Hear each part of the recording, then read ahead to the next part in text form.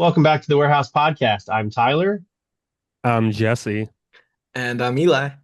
and if you couldn't tell from the wonky cadence of that intro, it's all three of us back together for the first time in a long time, guys. Let's pretend like we didn't just talk for a little bit before this. How you doing, Jesse?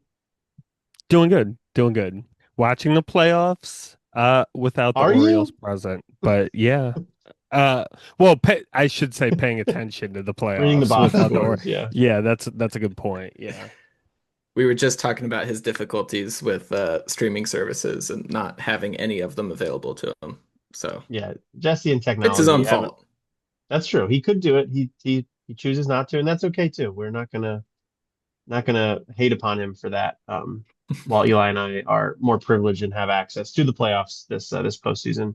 Um, but yeah, well, good to talk to you guys. I'm glad everybody's doing okay. We all had to endure a brutal Orioles season, kind of individually, although we chatted obviously throughout via text and other ways. But just the way schedules work this summer, it was easier to kind of do those individual episodes. But we are back now to kind of not necessarily recap the Orioles season. I think enough podcasts have done that, and you all listening have recapped it yourselves by now. But just sort of debrief on the Orioles season and talk about what happened, where things stand, and kind of where we go from now, and the vibe that we've got for the team moving forward. Because I think, if we had, if you looked at this back in mid-May and said, oh, you're going to have to record an off-season episode of this disastrous team, like it's going to be burn it down, everybody's fired, and who knows what the future holds. I think the second half, and even more than that, the last like two-thirds of the season, kind of changed the tune on that a little bit. So we'll get into that here in this episode.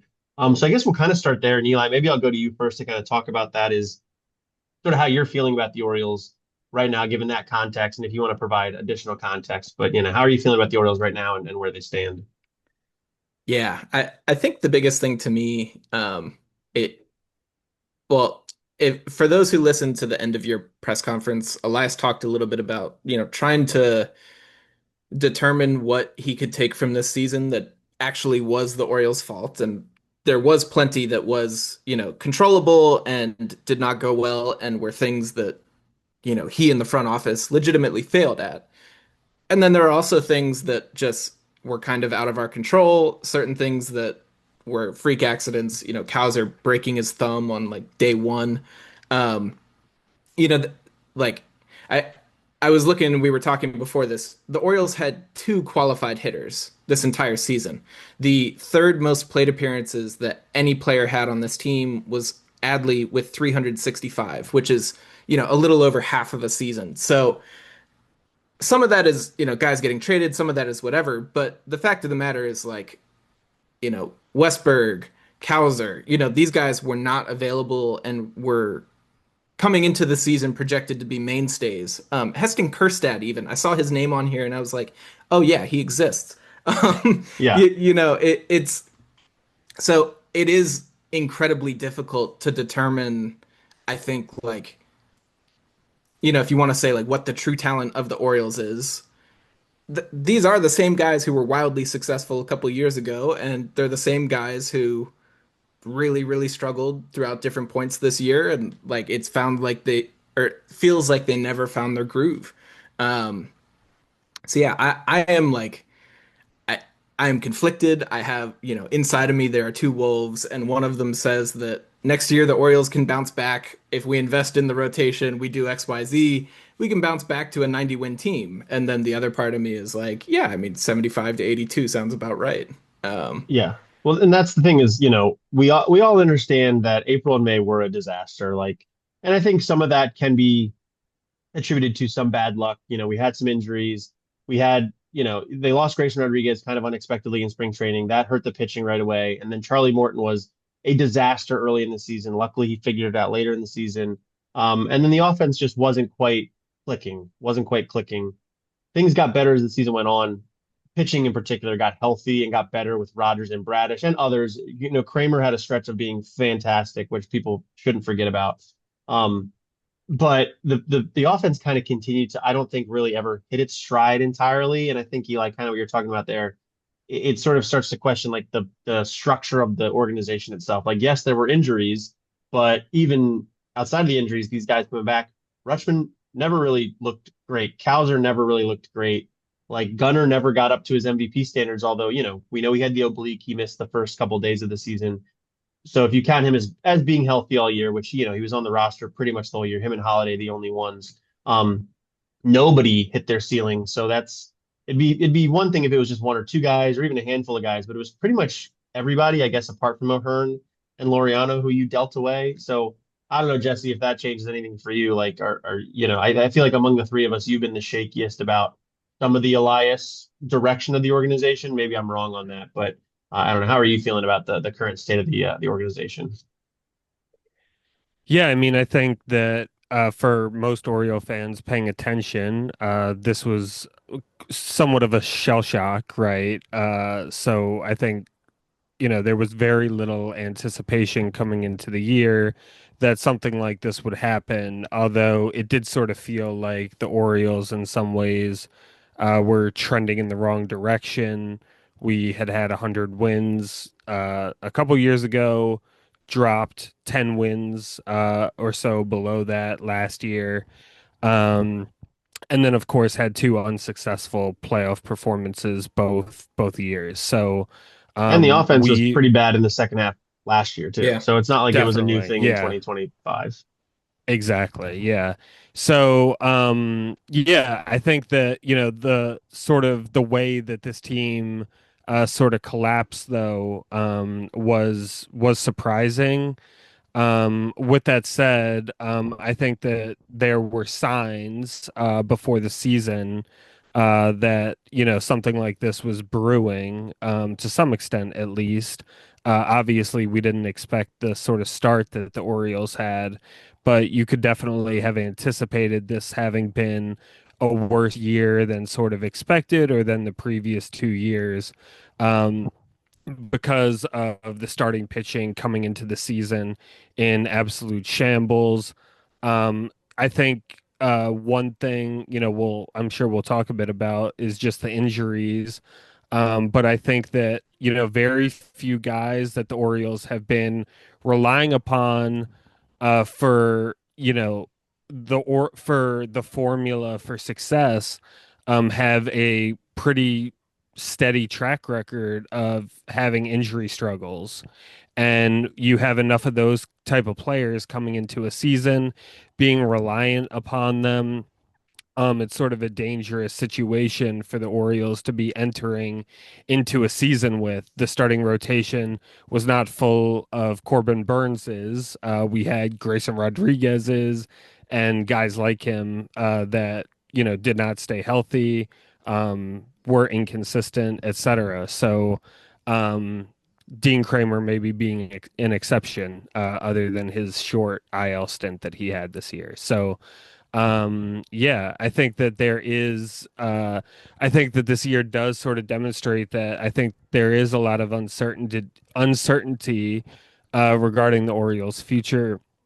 I don't think that necessarily, we can't sort of compete for a second wild card spot or sort of stay in the mix, especially due to the fact that because of the playoff expansions, et cetera, it sort of gives more life to teams that are mediocre-ish. But I don't think that it's possible for the Orioles to just sort of pick up where we left off 2 years ago and sort of have an immediate turnaround going forward. Well, yeah, I think like, and the injuries are like the elephant in the room for all of this. And yeah, I mean, when Westberg misses half a year, when Rushman misses half a year, I mean, who else? I mean, pretty much everybody. It was, yeah, Cowser, Rutschman, and then other guys not playing well, Westberg. I mean, that's enough right there. Three of your star guys not Yeah. being healthy. And then on the pitching side, look, this is an issue for every team. I feel like every team has a guy out with Tommy John, but the Orioles now it's, Rodriguez. I don't know what you can expect from him next season. Bautista is going to probably miss the entire season. I'd be Yeah. shocked if he comes back at all next year. And then this is after, Bradish is out for the whole year. John Means had stuff, a couple things before that. It becomes just sort of a theme for the Orioles, and I don't know like who to blame for that. I can't say like Mike Elias is to blame for people getting hurt, but at the same time, like this is the roster you're constructing, and you either need to build in contingency plans, or you need to evaluate your scouting process that is whether it's mechanics or pitch repertoire or grips or whatever it is. I don't, I'm not smart enough on that stuff to know exactly, but something on it feels off both on the pitching and the hitting side that so many guys are dealing with injuries. The Cowser stuff's a little bit different with the hand breaking, like that is what it is, but some of the muscle stuff and those things, it's just like I don't know who to blame for that. People like to blame the training staff. I mean, maybe, but I don't know. Do you guys have like any theories on that, or is it just sort of a roll of the dice like Elias is kind of making it seem? I I lean on rolling the dice. Like I don't think that it's the case that we have access to worse like Yeah. medicine and like study like everyone getting paid hundreds of thousands of dollars, which I'm sure these trainers are, to like run a group of professional athletes and make sure that they're up to snuff health wise. Like they're gonna know what they're doing. I just don't really yeah, you hear things like, Cowser also had a broken rib, Yeah. and at a certain point, like with Bradish, like a ligament just giving out is just a thing. There's no way to control that. And it's happening. We call it an epidemic across the game because pitchers are just going down left and right. I think I saw at one point this year, or maybe to start the year, like 18 of the 20 hardest throwers from last year were on the IL. This is just like where the game is at this point with pitching. Um, and I think one of the hilarious, ironic parts of all of this is that in my mind, I remember coming on this podcast early in the season and saying, like, wow, we have built up so much pitching depth. Thank goodness we did it. Like we did not get a big arm, but I felt like we tried to execute a plan B that was, okay, you're going to have Morton, Sagano, um, my brain Uh, just Kra- died. Kramer was Yeah, in there. Kramer was in there. Um, Rodriguez was there at the beginning. yeah, Povich, I Um, think, was in there to start the year. Povich. But then, yeah, we've got Brandon Eflin. Young. We've got, thank you, Eflin. And then, you went and got Kyle Gibson and you like Oof. started to kind of stockpile it. Right. And I mean, he was so unbelievably bad. Yeah, I And thought he was going to be at least like serviceable, like a 5 ERA, and give us right, 5 minutes, right. You thought he would eat some innings and then probably leave halfway through the year once Bradish started getting healthy and all this stuff. Yeah, And like I think that we hedged bets as well as can be reasonably expected. I think that coming into the season we had 8 or 9 guys who were, like ready to throw innings for us at the beginning of spring training, and then they quickly started falling. yeah, Gibson wasn't going to be ready for that, and then Rodriguez and all of this stuff just kept falling. Rogers hurt his knee. There yeah, there were so many things that happened, and like immediately you're down to like 6 pitchers. Like it was just like Brandon Young chilling in AAA, and then Charlie Morton starts having a terrible, terrible time throwing the baseball, and you have nowhere to yeah. turn. It was like unbelievable how quickly it unraveled, and I would love to say that like I don't know, Elias certainly didn't raise the upside of this rotation, but I think he did everything that could be expected to solidify the floor of it coming into this season, and it just did not work out. Well, and yeah, and to that point, like we were talking about this before the podcast, it's from basically the moment Tony Mancini took over, maybe even a little bit later than that. The team did turn around. Under Mancini, I think they were a game above 500. And that includes like he lost like his first 8 games or 7 games or something. They were on a bad losing streak when Mancini took over. But from that point on, the Orioles were pretty good. The pitching, once Bradish was back, well, once Rogers came back, really, but Bradish was really good as well in September. Wells was good in September.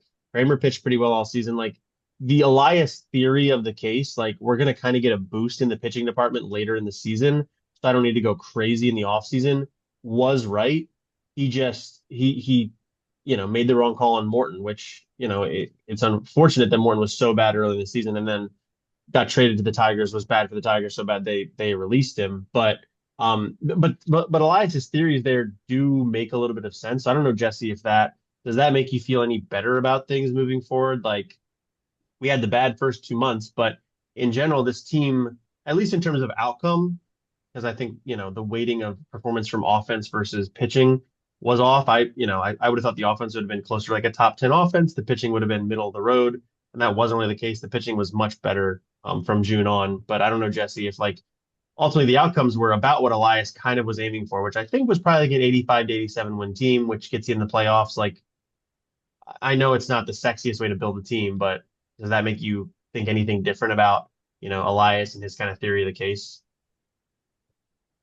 Well, I think the concerning thing for me is just how inconsistent this team was even after Mancelino took over. So I think if you look at it, we ended 12 games. So I think with Mancelino, we ended up 4 games over 500 under his regime, since he was the manager. Not four Mancelino? games. Yeah, 4 games over I think we were 500. 60 and Well, 59. 60 and 59. And I'll look because he so we took were nine. over. We were 19 under 500. You're saying? We were at I 18 thought under we were 500. 16 under 500 when 75 Hyde and got 87 fired. was the order. Oh, 15 and 28 when Hyde got fired. So 13 under 15. 500. Okay, gotcha. And we gained one So game. Yeah. We're a math yeah. podcast, by the way. Okay, yeah. So, yeah, I guess I just, from how I'm thinking about it, I think the Orioles never really put a consistent stretch together where, even sort of at the beginning, maybe, they were kind of getting things together under Mancelino. And then I think there's no way to really dice up or look at the record where you could point to, well, obviously, September you kind of can throw away because we had, we were shutting guys down. We had Daniel Johnson, guys like this playing, But Greg September was Allen. good. September was like one of their better months. It was, Yeah, yeah. I right. mean, it was so to break it down by month, they went 3-2 in March, Hmm. 9 and 16 in April, 9 and 18 in May, 16 and 11 in June, 13 Hmm. and 12 in July, 11 and 17 in August. So August was rough. And then 14 and 11 in September. And I think September they started off like Yeah. 5 and 0 or something like that. So like yeah, 5 and 0. So, they went 5 and 0 and then they went 9 and 11 through the last, whatever Yeah. few games of September. But Hmm. yeah, no, they were definitely Yeah. streaky. I mean, look, Hmm. they were, but I think that's kind of they were a 500 team under Mancelino, and that's how a 500 team plays. They'll win 4 in a row, then they'll lose 6 in a row, and then they'll win 2, lose 2. That's kind of that's baseball. You know what I mean? Hmm. Um, Hmm. but I think that's kind of what Elias was aiming for. Is what I mean. The rotation he built of Eflin as your ace, or Rodriguez as your ace, Eflin, Morton, Sagano, Kramer. I mean, that's not a we're going to the playoffs with these guys and we're gonna win the whole Yeah. thing. Like, no, it's like this offense I drafted is gonna put up a ton of runs, and these guys are gonna be a 4.5 ERA team or 4.5 ERA rotation. Bautista is gonna save 95% of the games he closes, and we're gonna win, 87 games. We're gonna finish second or third in the East, squeak into the playoffs, and fingers crossed. That's kind of how you built the team, and that's basically what they did under Mancelino. Um, Yeah, I think I will yeah, caveat that with I think like he expected the first half of the year would be 500, and then with those yeah, reinforcements, you would see some improvement from there. And fair. I think, like we've talked about the injuries ad nauseum, so I don't want to wear them out. But, I don't think there was really a period where we had the entire team healthy and like healthy plus, like a week of at bats, to get Yeah, them in the rhythm of seeing major league pitching. It's like as soon as one guy was out back in for a week, the next one went down, and you just kept like. And I mean, Tyler O'Neill was a complete non-factor, this yeah, year. And like, there are yeah, so many things that you can look at this and say, I think even with Westberg, Westberg was a 15% better than league average hitter this year. I don't think any of us look at him as like a legitimate force in the context of 2025. It doesn't no, feel like yeah, he really impacted the team in any way, shape, or form because he wasn't there. Um, but if you can project him to do what he does, and then you can say, okay, O'Neill can maybe give us 100 games next year and hit 30 home runs like he did the year before we signed him. Like if some of these things fall into place, I think you like I think you have to feel good again, but it is really just does that fall into place? I Yeah. like Well, there are philosophical questions, but I think there are also like we did not have like the information in front of us this year to actually evaluate them in any good context. Like, I think that last year's second half was concerning, but whether the Orioles fixed that over last offseason, I don't think we really ever got a good idea because I don't think that this team was ever together and in a position to kind of like flex what they actually have. I guess that's the biggest Hmm. thing to me. Like, I think it was just never all there at any one point. Yeah. No, I think that's totally fair. And injuries can be used as a crutch, but I think in this case it is a legitimate reason, and I think it's why it feels like the fan base in general was on board with Hyde getting fired and are okay with Elias still being in charge because the bones are there for a really good team. We've seen, like Jesse was just talking Yeah. about, this was a team that won 101 games, then 90 some games, and like really the names aren't all that different. Like the pitching has changed a little bit, but the offense is kind of who it's been. Um, and yeah, you just have to hope that it gets fixed because there's also you have to hope it gets fixed for that reason. That's they've had success, but secondarily, they don't have a ton of options to like to shift to steer the boat. Like this is what it Yeah. is. You're not going to trade all these guys and put in new pieces and assume it's going to work. Like you kind of know this formula works, but you just need to tweak it a little bit. So Elias is going to double down because that's kind of the only option in my view. Yeah. yeah, the thing for me that's the big question mark is okay, we can take this year and we can, attribute many of the difficulties to the injuries. I'm just not at all convinced that the injury situation is going to improve significantly next year. That's where I really get hung up. We have guys that really do have track records of not putting full seasons together, of struggling with injuries.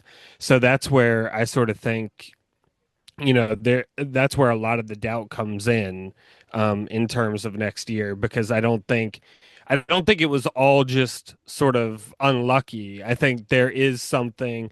Granted, I don't know what it is. I can't explain it. I don't know if it is Yeah. like the scouting or it's like the type of pitchers the Orioles go for that just correlate with being prone to injury. I don't know exactly what it is, I but think there the is thing, something I think that is not right, and I don't feel confident about our ability to stay healthy next year. And if we don't stay healthy, then I think our chances are, minimal. yeah, I want to push back a tiny bit just on like the guys who in my mind are injury prone. It's like Grayson, yes, cannot count on him. Tyler O'Neill, I think you cannot count on him to play 140 games. But beyond that, I mean, like, in my mind, I'm like, man, Westberg's getting close to that territory. This is two I, years in a row where it's like right, he's on right. the I think IL every that's month. sure. Yeah, I mean, I think Westberg is approaching that. You also like heard in spring training that he like was uncomfortable on the mattress he was sleeping on and stuff. And so to an extent, like some of this stuff is still freak. And I like, Yeah. I was checking myself, and with Cowser, I was like, man, Cowser was always hurt this year. And then I went Hmm. back and looked, and he played in 153 games last year. So Yeah. so I think this like I think it's very, very easy to kind of attribute these labels to people. And I don't know. I think it's really, really hard to get rid of that tag, sort of, once you are labeled as injury prone. And I think it's like very, very easy to slap it on somebody. Um, so I don't know. Yeah, I guess the big thing to me, I agree. Like if people are not healthy, we can expect the same thing next year. But Yeah. I see them as equal possibilities in my mind, I guess is all I'm saying. I, Yeah. I I mean, also don't think, oh, sorry to cut you off. I was just going to that's okay. say or add that I don't really, view him as much of a factor next year, but I also want to throw Mountcastle into that group. So, Yeah. Sure. Yeah. Yeah. I mean, look, I've always kind of been a proponent of cycling the lineup a little bit, getting new guys in there, and I've thought they played Rushman too much for a long time as a catcher, especially, and maybe that's catching up to them a little bit. Um, I do agree with what Elias said, him being the frontline catcher next year and Messiah kind of spelling him occasion. That feels like a good setup there because yeah, I think he needs to sit a little bit more. If Rutschman if Westbrook needs to sit a little bit more, sit him a little bit more. Like it's okay to have like these B lineups occasionally that people will complain on Twitter about. But as I like to remind some people, Twitter's not real life, and most people understand why you're doing things like that. Sit the guys occasionally. Now, it's not going to fix the stuff where guys get hit by pitches and break their hand. Like those things happen, but it's okay to kind of put a punt lineup out there on a day other than like a Sunday day game, which feels like when teams want to do it most of the time. So yeah, and I Yeah. think that's why the bench role is going to be so essential, and that's why I'm not totally sold on the Jeremiah Jackson solution because I mean the offense is one thing, but the defense always seemed a little bit questionable to me. So I think that's going to be an important position this offseason as well. But that's for a different time. But all right, yeah, we talked about the injury stuff. Um, I think now we talked about what went wrong because that is the injury stuff. But I think what we should shift to a little bit is sort of like not the players, but behind the scenes, the manager role, the GM role. Let's start with manager because I think that feels more crucial given the framing that the Orioles have given to the GM role, which sounds not super important, not even like a top priority for Elias at the moment. So we'll touch on that in a second. But manager situation, we talked about Tony Mancelino a little bit. The Orioles were clearly a better team under Mancelino than they were under Brandon Hyde. How much of that credit goes to Mancelino versus their injury situation getting a little bit better under him? I don't know. I think this is kind of like an age-old question, especially in the modern age of how much input and impact managers have. But Jesse, maybe I'll go to you first on the Mancelino question. How do you think Mancelino did as the Orioles manager? Do you think he should be retained? Do you think he should just simply be a candidate for the offseason interviews? What do you got on Tony? No, I mean, I think ultimately, I think the Orioles really need to just sort of clear house in terms of uh, I guess most of the coaching staff. There might be an exception or two here and there, but I definitely Even don't think Mancelino. Buck Britton, I was, everybody on yeah, right. Orioles social media Was wants gonna Buck say. Britton. Right, exactly. But with that said, I definitely don't think Mancelino should really, I mean, hopefully just out of sort of courtesy, the Orioles should interview him in the off season just because I think that's sort of standard protocol. But I would definitely be disappointed if he were to return as the manager. Um, So you don't like what yeah, I think. The Pirates just did, where they just gave the guy that was the interim, who they were still terrible under, just gave him the Yeah, job. no, exactly.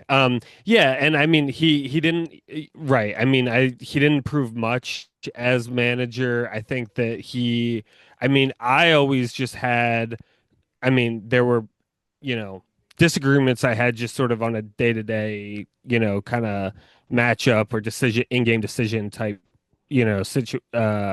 disagreements I had with him.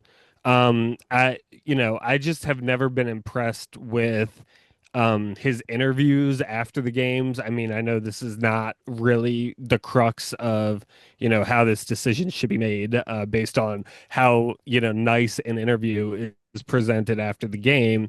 But definitely, I've had concerns about Mancelino for a while. And yeah, I think it's, the Orioles need to sort of, obviously, you can't do it with the players, but everything else about this season needs to, be thrown away in a trash bin of history, and the Orioles need to I start fresh. And I think it does start. Um, if for nothing else, the Orioles need new vibes in the clubhouse, and they need someone Mhm. fresh to come in and sort of parallel a new start and a new beginning. This team is not going to go to the World Series next year. I feel very confident in saying. So there is even if the Orioles are going to try to make a playoff push, there is going to be a little bit of a process, I think, for the Orioles, becoming a World Series contender. I do think that even if the Orioles do try to compete for a wild card spot, I do think it'll take a little time before, we're viewed as legitimate threats to win the World Series. So I think, we need a new manager to begin sort of that process, even though they are sort of entering in the middle of an already existing project and process. Yeah, I Jesse's mean, kicking off the next rebuild, starting with the yeah, manager, is what I that heard from all of spiraled. that. I mean, I think it was a bit tough on Mancelino. I mean, not a perfect manager, but we got thrown in for being the third base coach one day to like you're running the show, pal. And I mean, I think he did a pretty good job. Like I ultimately agree with you that like he's probably not the guy, and it's not because he necessarily did any bad thing, I don't think, but I kind of disagree with your conclusion that they're not going to. I mean, not that I disagree, they're not going to win the World Series. Like that's a.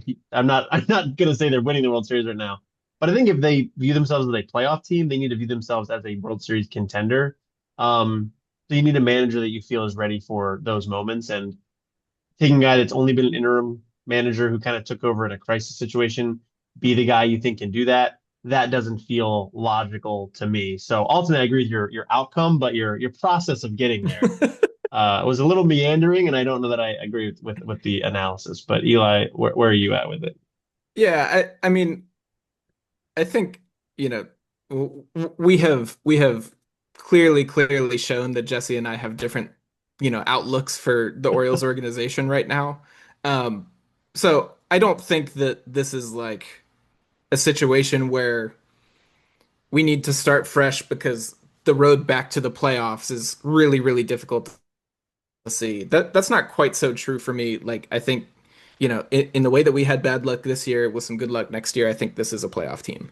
Hmm. That said, I think that Mancelino was really not it for me. I think the bullpen management in particular, I mean, he was just so committed to Keegan Aiken and Mm. just kept running him out there and refused to adapt to situations in any way, shape, or form. And Yennier Cano, it was just like, and people argued with Brandon Hyde all the time, and Brandon Hyde had more options in the bullpen than Mancelino.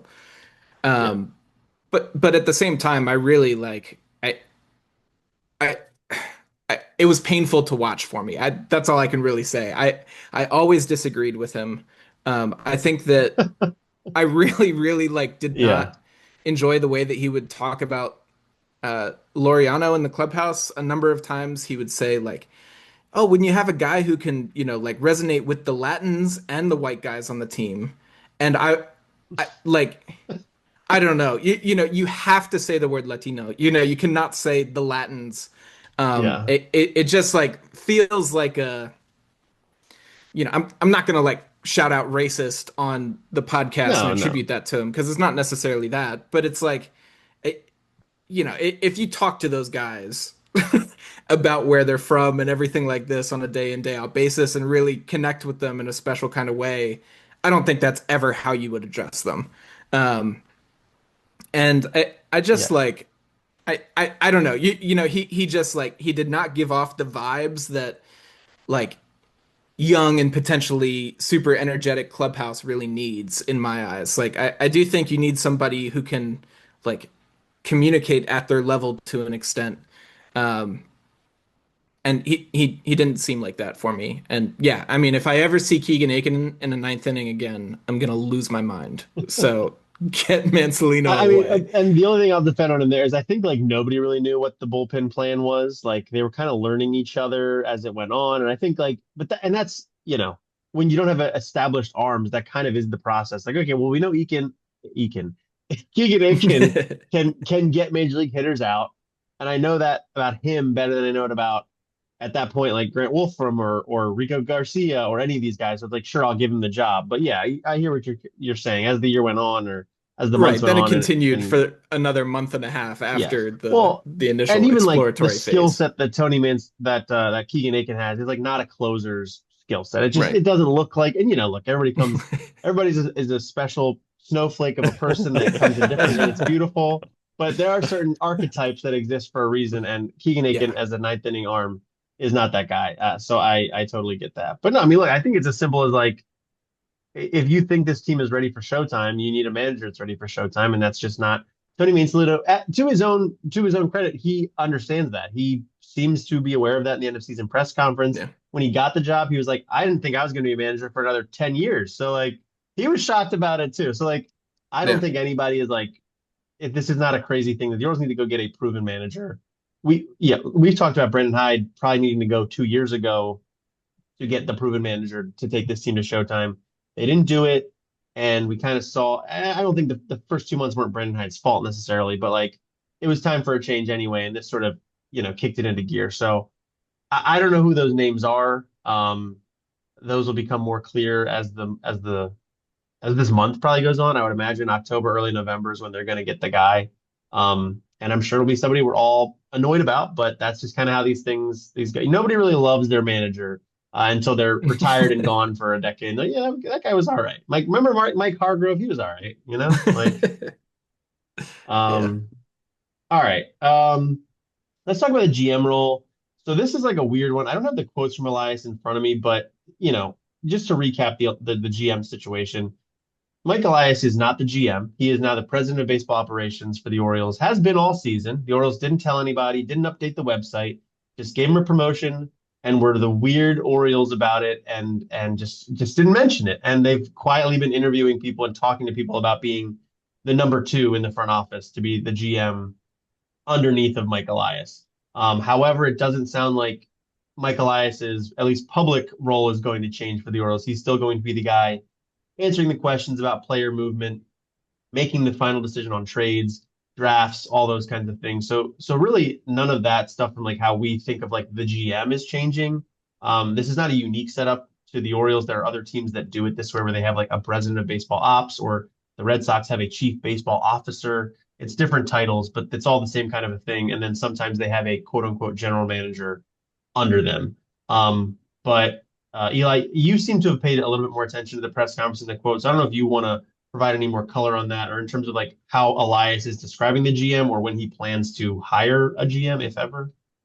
Yeah, basically what I took away from it was, th this was a means of just opening up a position in the front office that you can use to attract great minds. Um, and, you can lure them in with a nice paycheck and an awesome GM title. I think, yeah, as you said, Elias still made it clear that, he was going to be the head of everything, but he did allude to, um, dependent on who came in, using their skill set to offload some of his responsibilities so that they can kind of give more individualized attention to their respective roles. And so to me, I think that I, I think it's a really exciting prospect. You could bring in a brilliant analyst. Like you could bring in the next SIG and you could try to, continue revamping that department. You could go ahead and you could bring in somebody who's really incredible with scouting and you could revamp your scouting department. You kind of open up this opportunity to go ahead and just see what kind of talent is on the market and opportunistically pull that in. Um, Obviously, like you know, this did happen before the season that Mike Elias was promoted and everything, and so you can't really say they're like, oh, thank goodness they're open to new ideas now, because Mm-hmm. this wasn't because of this season. But you have to hope that, and I will say also that the Elias presser did, he used the word shamed, he used the word disappointed, he used uh, you know, he spoke plenty about how this is going to make the front office do some soul searching to try to understand where they went wrong this year, which I think is the only thing you can hope for. And I hope that this is an avenue that they can use to potentially bring in some fresh blood, some new ideas, and try to, yeah, like respark the edge that this organization, I think, 2 years ago really did have. We figured things out in a way that was super special. And the league adjusts to you, and now it's time for you to adjust back. There's a little bit of a sophomore slump, I guess, for the organization as a whole kind of happening. But all that said, he didn't really give a timetable. It seemed like this was, in his mind, his job is the exact same that it has always been right now. He is doing what he had been doing. And yeah, but like I said, this is just an opportunistic thing. And they'll kind of evaluate when the time comes, when the right person comes along. and see what they can do. Yeah, it's literally like some inside baseball kind of stuff, which Yeah. is and it's very Orioles. Like they don't want to give too much information. It's yeah. This front office has been notoriously tight-lipped about stuff since 2018, 2019 when they took over, and this is kind of the same situation there. I don't know, Jesse, if you have anything to add there. If there's anything like you would want in a GM, like Eli kind of said, bringing new ideas. I don't know if you would if there's even an organization out there that you're like, oh, I'd like to emulate some of those things that they do. You were talking glowingly about the Guardians before the podcast started. I don't know if you want to double down on that or if you just have anything else to add to the GM convo. Well, I will say, just to clarify, I'm not excited for the Orioles to replicate sort of the Guardians model. The You Orioles just have want them already to actually get Jose Ramirez. That's really it. yeah, basically. Yeah, that's It's a good that's that's what a it good comes plan. down That's to. my Yeah. interview for the GM job. Go get Jose Ramirez. You know, j- Give me 400 yeah, grand. Jose Be happy. It's a good Ramirez. idea. Yeah. Yeah, exactly. I guess we would even give him Westberg in that situation. But yeah, I mean, I don't know. I think there's sort of a lot of so yeah, I mean, on one hand, you want to make space for new ideas, right? Like you want healthy disagreements and healthy conflict to exist. On the other hand, you and the GM, if you're collaborating, sort of need to have the same basic philosophy or the same basic approach to how you're, approaching the organization. It's interesting. I think it sort of feels like Sigmundell is not going to be the GM, which I think is interesting. It sort of feels like that would have probably happened at this point if that was the move. So it's kind of Yeah. interesting to evaluate what exactly is going on and why is he not the easy shoe-in for that role. I Well, don't if know it's if if it's there what is Eli's talking something about in terms of that like bringing new ideas, that'd be Mydell would not be that. You know what I mean? He's been with Yeah. Elias for a decade, at least a decade. right. I mean, I guess like the part of the thing though is, there would be, theoretically, if they work so well together, right? If they are,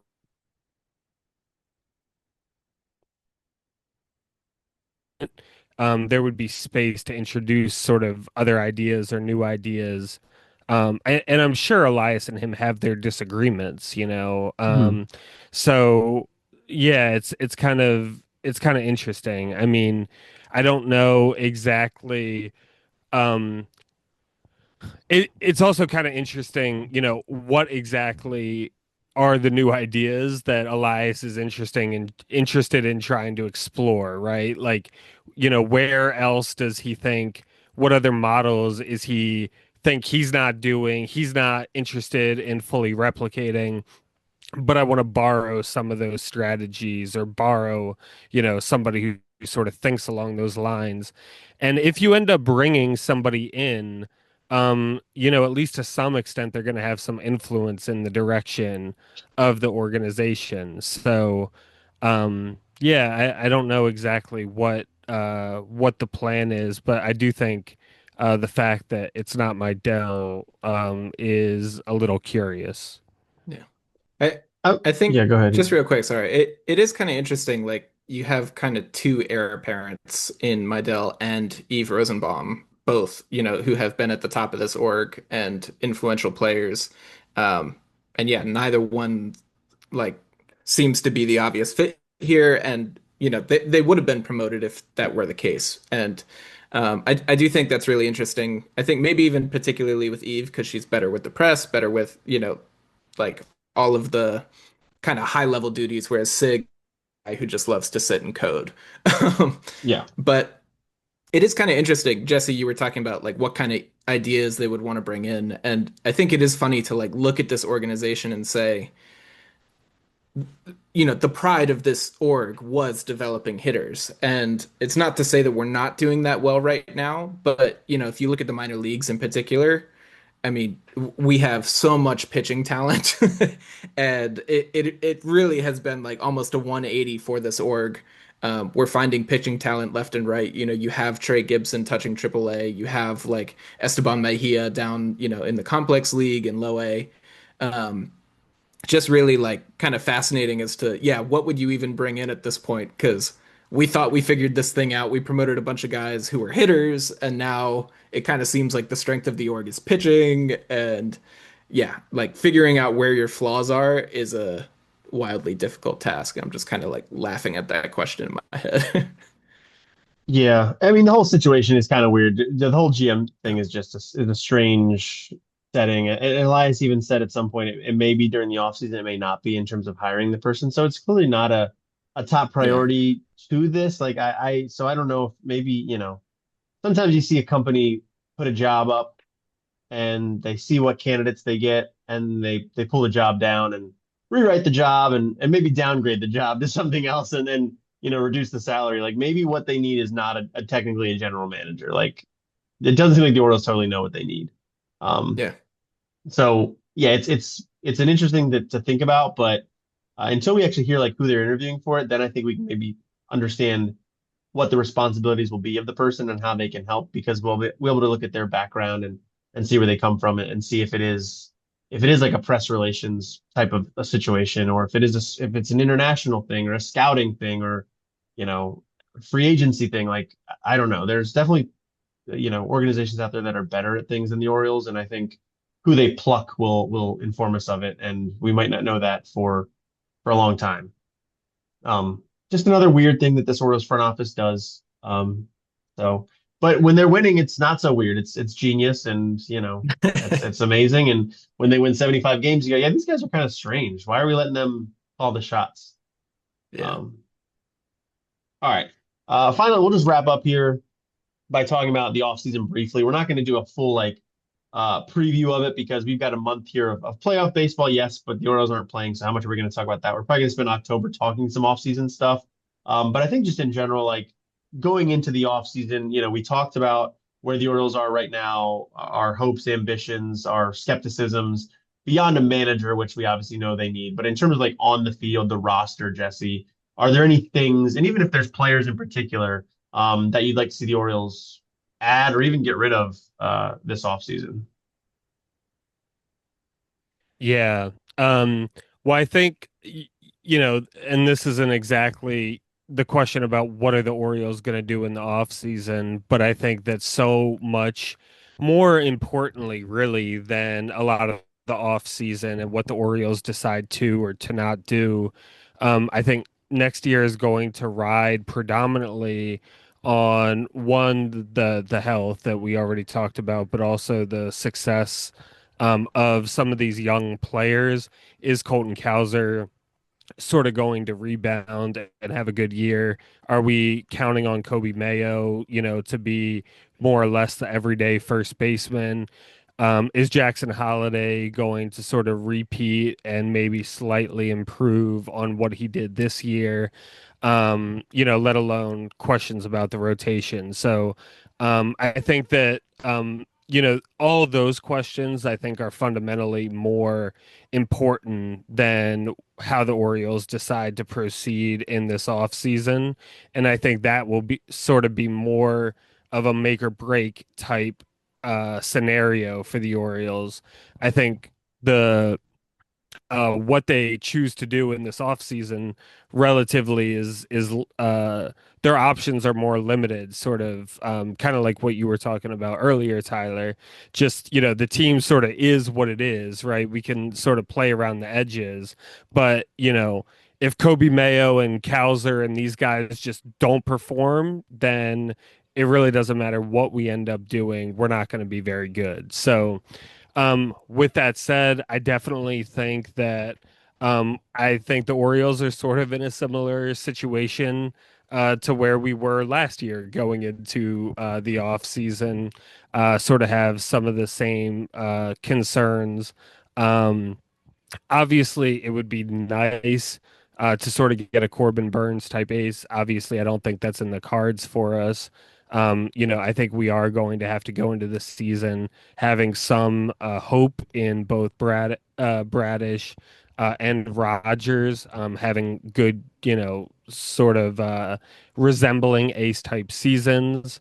So I think we're going to need that, but I would like to see us.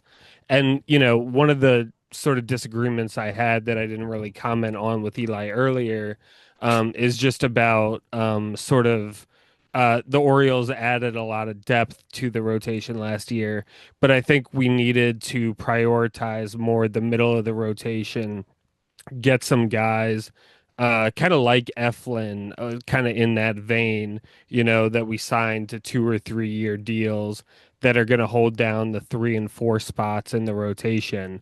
And I sort of think that's where the Orioles are at again this year, where, that sort of really needs to be a priority to get a durable, stable fixture in the rotation. Then you're going to have whoever that guy turns out to be. Hopefully, you're going to have Kramer, be the 5 and hold down the 5. Maybe that turns into Povich and Kramer is a 4, or vice versa, something along those lines. But I think you really do need a middle of the rotation type guy that you sign for 2 to 3 years to kind of stabilize things in the middle. So I think that's one of the most important things the Orioles can do. I do think we do need a real contingency plan to be prepared for Kobe Mayo not doing well. I don't think Mountcastle and Mayo at first base, especially from the power position that is required. Mayo did have a good September, but that alone is not comforting enough for me to count on him being the guy the whole year. I'm fine with him getting an opportunity, but I definitely want the Orioles to have some insurance at first base if that does not work out, and insurance with somebody not named Mountcastle. Um, so that's really, and then there's just questions about the outfield, unfortunately, that I think the Orioles really have to resolve as well. The middle of the infield, Holiday, Henderson, you could kind of feel safe with both of them. And then, of course, just, especially with Bautista being out, the Orioles are going to have to tamper a bit with the bullpen uh, as every team will need to heading into the offseason. But yeah, uh, that's just a short list. Yeah. Just So the whole Jesse full thinks I didn't roster. just go through the right, whole Jesse team. thinks the Yeah, right. entire team needs to be worked on this offseason. Yeah, yeah. That's I, he I doesn't mean, he doesn't think they're Besides a World Series contender. not the middle infield. He Yeah, did yeah, say that's not not the probably the, all middle right. yeah, infield. right, yeah. Right. I mean, And catcher's probably okay too. yeah, catcher. Yeah. I mean, although this year, you really do maybe have questions about catcher after we were having, Chadwick Trump and Alex Well, that Jackson that for so was yeah. long, That was and Al- injuries. yeah. Yeah. yeah. Well, that Alex was Jackson was injuries, but great. I yeah, will yeah. go on the But record right now. If we, if we go into next year with Samuel Basayo and Alex Jackson, I'm totally happy. Like You're not that I'm like happy. trying to trade. Yeah, I'm not trying to trade Yeah. Adley or anything like that, but if Adley gets hurt, something like that, like those two are I, fine. That I is don't a starting catcher and a backup catcher.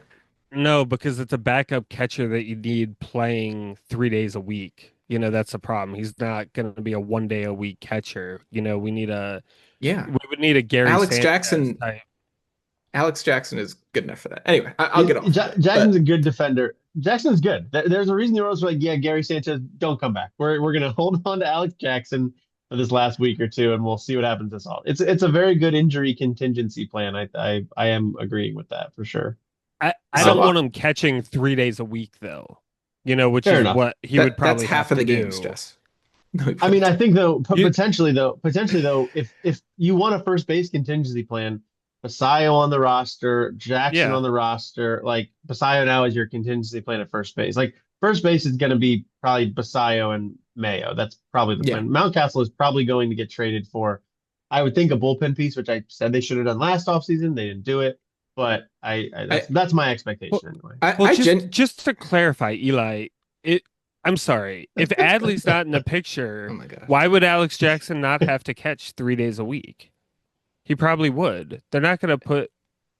I'm just trying to get clarity. I mean, I'm because not trying. there are 6 games in a week. Yeah. Okay, so he's And you probably think not he's catching half catching of two them. of them? You think he's Yeah, catching one or two two. or Yeah. okay. So That's a I that's a don't think that's a he'd big catch half the games. workload for Okay. Basayo, but that's fine. Anyway, so moving on. The In the interest of trying to protect our catchers and like I think Yeah, I he's mean, at in the least interest of catching trying to protect two. catchers, like every catcher catches like 90 to 110 games a year. That's the norm. So the Anyway, I think let's hear Go Eli's. Mountcastle's off ahead, go this ahead. team. We can move Yeah, on, but yeah, I don't think that Mountcastle is worth anything in a trade, really. He's a first baseman. He is not good enough defensively to play anywhere else, and he's a literally below average hitter. He has been a below average hitter for like 3 years now. I do not see a world in which we tender him a contract and actually have him like in a position where we can trade him. I don't think anybody pays $10 million for that. I just Yeah, really don't see it. Um, probably not. Is he and I going to shouldn't get really 10, say $10 million below average dollars? hitter for 3 years. Yeah, I think that's what he's projected for. He made 6.8 this year. Yeah, then yeah, you're probably right about that. 'Cause, yeah, it's not Yeah. happening. Um, and yeah, I mean, like, it's pretty much like ever since he was struggling with vertigo last year. Like, he had like a torrid April or something like that. But ever since then, he's been like I mean, legit below yeah, average. yeah. I mean, for a first baseman, his OPS plus career is 109, so he's an above average hitter. He's just for a first baseman, he's not Yeah. ideal for first Yeah, base. the average for first baseman for reference for everyone is like 110, 111 or something like that. Yeah, I mean, he's not like a league average first baseman with yeah, the bat. Um, but anyway, yeah. I guess like to back up to the original question of what are focuses this year, I yeah, agree with what Jesse said. I think what he said that like the internal questions are much, much larger than the external ones, sort of. Um, like we need to do some work on this bullpen, and I do think we need a middle of the rotation piece. I think that's absolutely true. But this team does not go if Kaiser does not take a step forward. Westberg is not healthy. Holiday doesn't start to hit the way we thought he would. All of this stuff. That's the core of this team. That's the identity of this team, and we need that. There's no ifs, ands, or buts about it. The only other thing that I'll note is I think that Jess did mention the outfield. I think like a right-handed complement to Kowser in center is huge. I think that, particularly after having traded Laureano, and O'Neal being hurt as much as he is, like we have Beavers, who's been very solid, but is not good defensively. Kowser really struggles against lefties. I think you need a righty who can play center field. And I think that's something that's really largely not available. Hopefully, we can swing something for like a Brenton Doyle or something from Colorado, but that's not a thing that exists on the free agent market. I think like Harrison Bader is probably the best idea. Um, Something I'll so say real it, quick is the last thing yeah, this lineup needs is a guy named Brenton alongside Gunner and Adley no and arguments, Jackson and no Colton. We don't need a arguments. Brenton. We Okay. can change his name, Brandon Doyle. There you go. That's a little better. Yeah.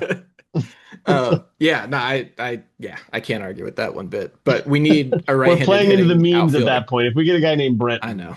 If we could get Byron Buxton, I'd take him absolutely. Don't Oh, get well, me yeah. wrong. Um, yeah, I don't know. I think I'm maybe less worried about the bullpen than I think most people are. Like, obviously, it's a bunch of hodgepodge pieces, but it's what a lot of bullpens are nowadays. And, I think particularly from like Rico Garcia, Grant That's Wolfram, good. That's good. I think that there's some stuff there. And I think you can kind of piece it together, assuming Cano figures out whatever the heck is going on with him. Um, I don't know. He's another, He sucked. He was really bad this year. yeah. He's another, like, not, Uh, would you non-tender him? Like, I don't know. I mean, it was pretty I bad. think he might even still be pre-arb. Is that Is right? he? If he's This might pre-arb, be then his yeah, first you year. keep him. This might be his first year of Well, then, arbitration. yeah, he won't make Yeah. very much then. Yeah, arb eligible Yeah, 2026. I So, was gonna say I'm keeping him. yeah. Okay. Well, Jesse Jesse's was here with keeping him everybody Yeah, else, yeah. but Right. regardless of how he That pays him. yeah. Yeah. Jordan Westbrook can go, but Yennier Cano, let's hang on to him. Yeah, right. I said Westbrook could go for Jose Ramirez, I know, I know. Yeah, That's yeah. fair. Yeah. That's fair. Um, a lot of people have talked about in the past, and I think this is more spitballing than anything, but going ahead and like moving Westberg to an outfield spot and bringing in an Hmm. infielder. And I Hmm. think that that may be one of the most promising ways to kind of shore things up. Like, I do think he's athletic enough to figure it out. I think it's something the Orioles should explore. Um, You got Jesse I don't know. excited over there, I think, with that idea. I think Jesse liked that idea. Or he It's thinks I'm kind of crazy. no, it's just kind of I haven't really considered that. Yeah, Well, because I saw somebody spitball the Alex Bregman. Go get Alex Bregman because he's going to opt out and kick Westbrook to the outfield. that would be pretty cool. Because I will Yeah, say they need a veteran hitter that knows what the hell they're doing to yeah, win baseball games. That is what yeah, this team needs. They needed it for a long time. And Tyler O'Neill was not that, was never yeah. that. Um, We've needed a Tommy Pham for years and years and no, years, no, yeah, no. It Tommy used to be Pham, no. him, and then he slapped some people over fantasy football, and he just gets into all these random incidents. My thing was Andrew McCutcheon for a couple of years. Now it's, he's like a pirate forever or whatever. But Right. like that's like I mean, and Andrew McCutcheon hadn't won a World Series, so I was kind of into that. But Bregman knows how to win baseball games. So Right. Absolutely. yeah, I would like that. Absolutely. We'll test that theory tonight at the end of this game I mean, tonight. it's Yeah. going on right now. Yeah. Yeah, Yeah. I know we're gonna hop off here in a second and watch the end of this Yankees Red Sox game. But yeah, I mean, I'm not gonna reiterate too much what you guys said. I think we all know what the issues are. They certainly need to add depth to the pitching staff. The bullpen, they need a closer. I think they should go get a closer that you trust because again, if this is a team that wants to go to the playoffs, wants to go deep in the playoffs, I think there's some spots you need to feel confident about, and I don't think you can just hope a closer emerges. I think you need to feel Yeah. pretty good about that role. And yeah, a veteran hitter. I think the pitcher, I'm kind of eyeballing Zach Gallen right now as a pitcher they could add. That intrigues me a little bit. The numbers Hmm. weren't great this year, but at the very least, he's still threw like almost 200 innings. He's got the potential to be better than he was this year. Arizona's not the easiest place to pitch. That division's a tough division to pitch in. Like maybe there could be some upside there. I'm sure the Orioles aren't the only team thinking that, but Zach Gallen excites me there. Gallon Um, also got much better after he started throwing sinkers more. He yeah, always like had that cut ride fastball and kind of lost the ride on it, and it started getting hit around, and then he started mixing in a sinker more often. And I think that, yeah, maybe if you can keep playing with the multiple fastballs there, then you can get something out of him. He was yeah, also like a Cy Young contender like a few years ago. So there's a lot of yeah. upside. Yeah, he's been a long way away from that for a while, Yeah, but Yeah. but I think people the Walker Bueller stuff this year where he was like a reclamation project that didn't go very well, but he had injury stuff. Gallen just didn't yeah, pitch well this year, and I think like I said, at the very least, he's like the horse kind of guy. He can give you the innings, and I think the Orioles at least need that from the middle of the rotation as well. And I think he's the guy that could potentially. It's not going to be cheap. You're going to have to give him 20 mil for 1 year, but I think he yeah, could be a guy that would take a 1 year deal to be like. I can still do this. Let me go get my 150 mil after a really good year with the Orioles or something like that. And I think the Orioles are, they're kind of starting to prove they know how to get pitchers put together a little bit. I mean, Rogers figuring stuff out, Kramer being pretty good this year. Bradish is like so good. I mean, it's ridiculous yeah, how good Bradish yeah, is. Before the injury, he was good. Then he came back for whatever 6 starts, got hurt again, out for the year. Was really good this year. Like the Orioles kind of know what they're doing, and I wonder if that's an attractive thing for a pitcher like Gallen who needs to probably rebuild some value there. Um, yeah, I think we kind of covered our bases there. As the month goes on here, we'll kind of dig into some of that stuff in more depth, but kind of just want to do a little primer there because this we've been saying this for a couple of years now, but this feels like one of the biggest off seasons of for the Orioles in a long time. They need to get it right. And yeah, we'll be here to break it down here as the month goes on, and even into November and December, because we know baseball off seasons like to drag their feet a little bit. One super Um, quick note on that. I yeah, do think this is a unique off season. It's felt like a big off season because we were trying to push to be World Series contenders. This Hmm. feels like a big off season because it's like you need to save yourself from plummeting into obscurity. You know, and I don't think that's a position this Orioles team has been in. We were at obscurity and have been gradually building ourselves up and had the potential for the next step every single time. And now I think you are both fighting the negative and trying to ensure the positive, and I think that's a new flavor for sure. Like Yeah, and I don't think that any of us thought this was a possibility really coming into this year. Like it was just a different vibe.